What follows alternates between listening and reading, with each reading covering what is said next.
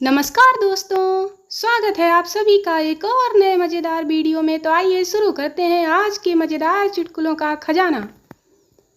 एक बार ट्रेन में टीटी ने बेंच के नीचे सोए मुसाफिर को बाहर निकालकर टिकट मांगा। मुसाफिर ने गिड़गिड़ाते हुए कहने लगा, साहब माफ़ कीजिए, एक बार छोड़ दीजिए, मेरी बेटी की शादी है और जाना जरूरी है। टीटी ने रहम खाकर छोड़ दिया। इतने में उसकी नज़र दूसरी बेंच के नीचे छुपे नौजवान पर पड़ी। टीटी ने उसको बाहर निकालकर पूछा, क्यों मियाँ, क्या तुम्हारी भी बेटी की शादी है?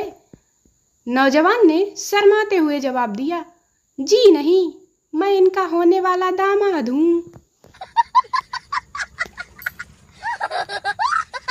लोग कुछ दिन सिगरेट शराब पीते हैं और आदत लग जाती है।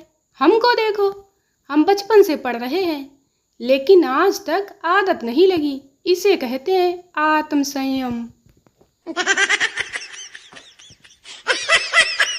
प्रदर्शनी में बहुत भीड़ थी। रमन ने एक महिला से कहा, माफ़ कीजिए, मैं कुछ देर आपसे बातें करना चाहता हूँ। महिला बोली, लेकिन क्यों? मैं तो आपको जानती भी नहीं। रमन बोला, दरअसल मेरी पत्नी खो गई है। वह मुझे आपसे बातें करते हुए देखेगी तो कहीं भी होगी, गोली की तरह यहाँ पहुँच जाएगी। पत्नी पति से, मैं घर में जहाँ भी पैसे रखती हूँ, चंपू किसी ना किसी तरह से चुरा लेता है। क्या करूँ, समझ ही नहीं आ रहा है। पति, आइंदा से तुम पैसे उसकी नोटबुक में रखना।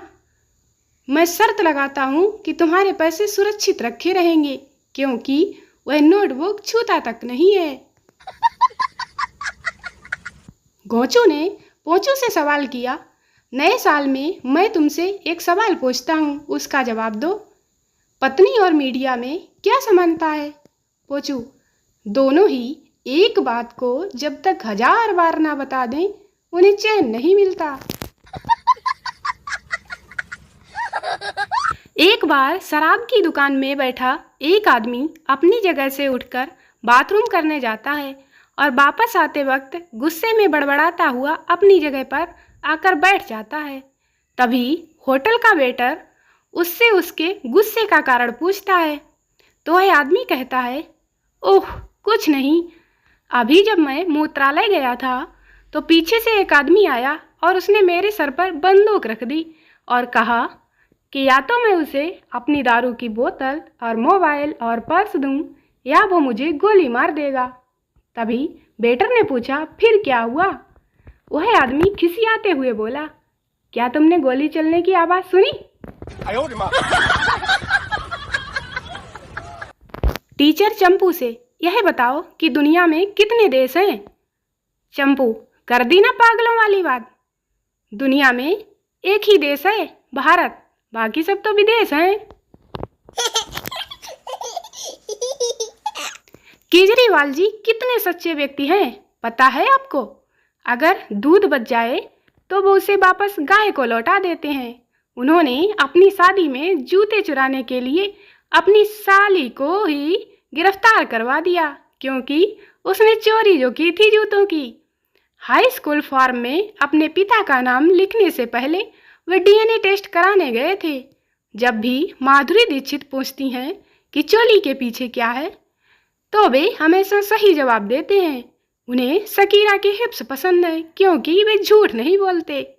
उन्होंने बॉडीगार्ड फिल्म देखने से इनकार कर दिया क्योंकि उन्हें सिक्योरिटी नहीं चाहिए।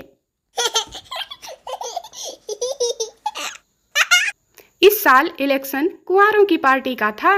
नरेंद्र, राहुल, ममता, जयललिता, अन्ना, माया। देश का भविष्य सिर्फ कुंवारा व्यक्ति ही बदल सकता है क्योंकि शादीशुदा तो टीवी का चैनल तक भी अपनी मर्जी से नहीं बदल सकता। एक दिन बादशाह अकबर ने बीरबल से कहा, हूर, परी और चुड़ैल लाओ।